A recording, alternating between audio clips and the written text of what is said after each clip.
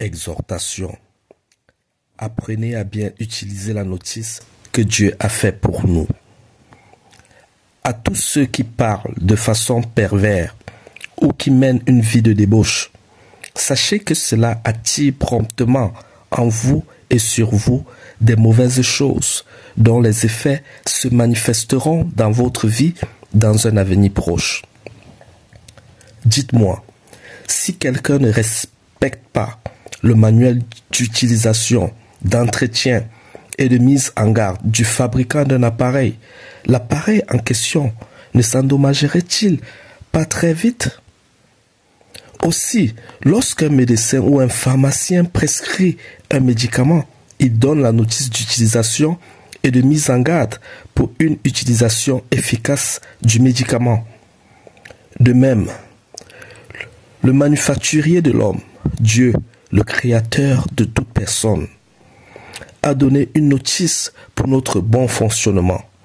Notice par laquelle nous apprenons comment et quoi penser, comment et quoi parler, comment agir, comment vivre pour le bien de tout notre être, notre corps, notre esprit et notre âme, afin que nous soyons heureux et que nous héritons la vie éternelle. Il faut savoir que Dieu nous a donné sa notice pour que nous sachions comment vivre, afin d'inviter le Saint-Esprit en nous et d'entretenir sa présence en nous. Par le Saint-Esprit, nous chassons loin de nous les démons et leurs effets. Et par le Saint-Esprit, nous sommes régénérés, façonnés, transformés pour appartenir à Christ. Sachez que ce sont des démons qui vous incitent à mener une vie pervertie, corrompue et de débauche. Sans l'assistance de Jésus-Christ à nos côtés, par son Saint-Esprit, il nous sera impossible de chasser ces démons, de fonctionner correctement. Oui, de fonctionner correctement, de lui appartenir et de sauver notre âme. Car le péché régnera dans nos vies par les faiblesses de notre chair et l'influence des démons à nos côtés. Donc, consultez la notice que Dieu a faite pour nous. Cette notice, c'est la Bible. Et surtout plus, le Nouveau Testament contenant les enseignements de notre Seigneur Jésus-Christ. Il est écrit dans Philippiens 4, versets 4 à 8. Réjouissez-vous toujours dans le Seigneur. Je le répète, réjouissez-vous. Que votre douceur soit connue de tous les hommes. Le Seigneur est proche. Ne vous inquiétez de rien.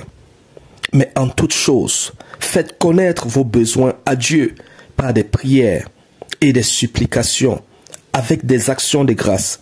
Et la paix de Dieu qui surpasse toute intelligence gardera vos cœurs et vos pensées en Jésus-Christ. Au reste, frères, que tout ce qui est vrai, tout ce qui est honorable, tout ce qui est juste, tout ce qui est pur, tout ce qui est aimable, tout ce qui mérite l'approbation, ce qui est vertueux et digne de louange, soit l'objet de vos pensées.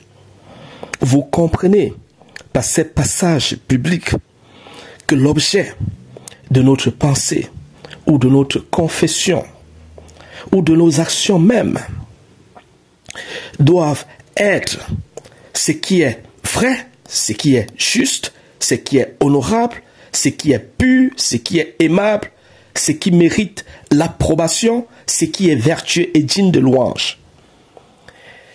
Et cet objet, c'est quoi? C'est l'évangile, les enseignements que Jésus-Christ nous a enseignés. Voilà comment nous devons penser, nous devons parler, nous devons interagir les uns envers les autres. Merci pour ton attention et que Dieu te bénisse.